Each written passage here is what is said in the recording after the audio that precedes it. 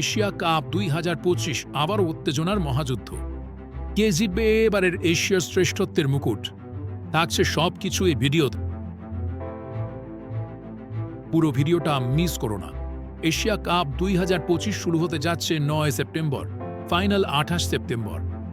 এবারের টুর্নামেন্টটি হবে টি-20 ফরম্যাটে, আর আয়োজক দেশ হচ্ছে আরব আমিরাত। অংশ নিচ্ছে মোট 8টি দল। দলগুলো 2টি গ্রুপে ভাগ হয়েছে। গ্রুপে ভারত, পাকিস্তান, ওমান এবং আয়োজক দেশ সংযুক্ত আরব আমিরাত।